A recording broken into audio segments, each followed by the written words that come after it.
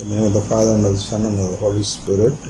Now we are in the Advent season. We are about to celebrate Christmas. So celebration. What does Jesus say anything about celebration? If we go to Luke 15th chapter and 23rd verse, he says, and get the fatted calf and kill it and let us eat and celebrate. It is here that Jesus speaks about celebration. Celebration, what is celebration? What do we mean or what do we want from celebration? When should we celebrate? That is for that reason, to explain that, Jesus is giving us a parable. Parable of the prodigal son. You know that this son, second son, left the father and he returned. So when he returned, Jesus says that the father will celebrate such a return. What is this returning?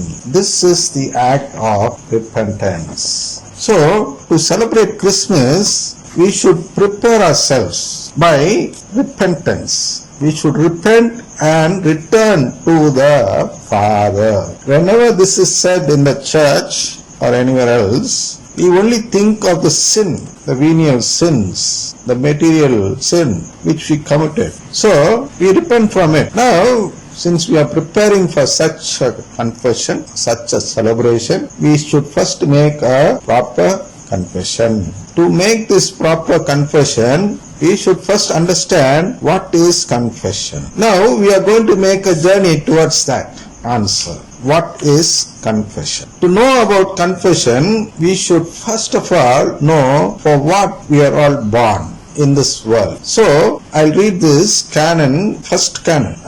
This is not canon, this is CCC. I will read the first tenet of the CCC to you and we'll discuss on it.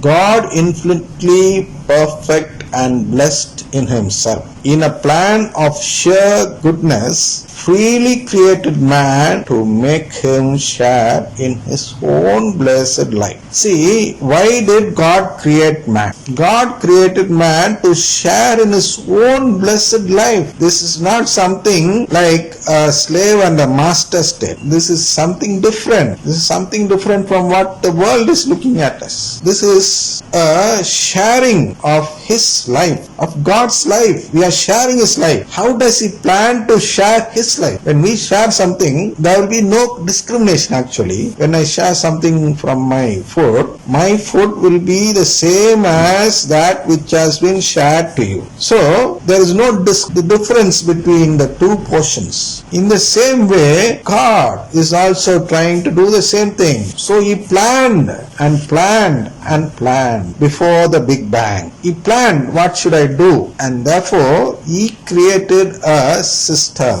and he wanted man to decide and not him. Not God should not decide. Man should decide what to do. Whether he needs God or whether he does not need God. This is what a man should decide in his life before sharing. Only those who like this act or this plan of God sharing should come into the circle of people who share his life. For this reason, at every time and in every place, God draws close to man. He calls man to seek him, to know him, to love him with all his strength. See, this is what is the first commandment given to us. When we love God, we should do this. He calls man, calls us to respond. How do we respond? By seeking him, by knowing him and by loving him. Not just like that. We should do all this with all our strength. Strength, what does strength mean? This is not the muscle strength which he speaks of.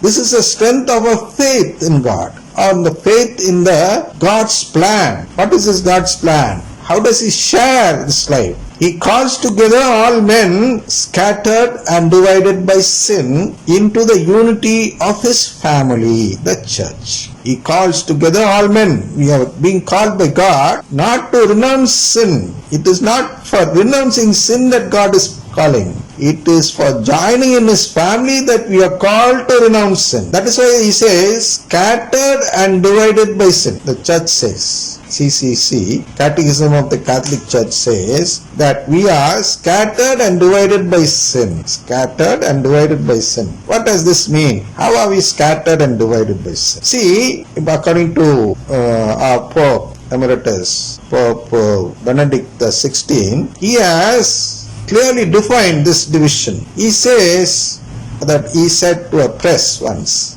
when he was questioned about the numbers of the Catholic Church, the parish, number of the parish in the Catholic Church in Africa, when compared to the other denomination, this is a very meager number, small number compared to them. They are in big number, they are huge in volume or numbers. So the press asked him, why is it so that Catholic Church is not flourishing in Africa? He clearly replied instantly. He said, they are preaching the gospel of prosperity and we are preaching the gospel of the cross. So he has divided people in a clear manner according to the 21st century understanding. According to the 21st century understanding, we are heading towards a world order. I hope you all know what is world order. All people in the world, all faiths and religious people in the world are trying to come together under one roof called the world order. So in this time, if we talk about division, we will be considered as enemies. But without being considered as an enemy, he, Benedict XVI, clearly defined this division. What is this division? Prosperity and cross. We are divided. There are so many divisions, denominations in the Christian faith, and we are very sorrowful towards that and we feel sorry for it, but we have no other go, because just for the sake of unity we cannot leave this cross and follow prosperity. So those who deny to leave the cross and follow the world's aim towards prosperity will have to get separated from them, otherwise our intention will not be revealed. What is that intention? The respond to God's call. We need to respond to God's call. What is that call for? Into the unity of His family, the church. So we are called to become united into the family of God, the church. If at all I start seeking prosperity, I leave this family, the church. And all those who have left the church are people who have formed these denominations, because they don't seek this family of God. This is what we call as divine filiation. They don't have faith in divine filiation, so they just like that leave the church. They don't bother about the relationship with God. They don't bother about the family. No one can be in a family after leaving that family. That is what God says about the grapevine during His Last Supper in John's Gospel. Once you are cut from the vine,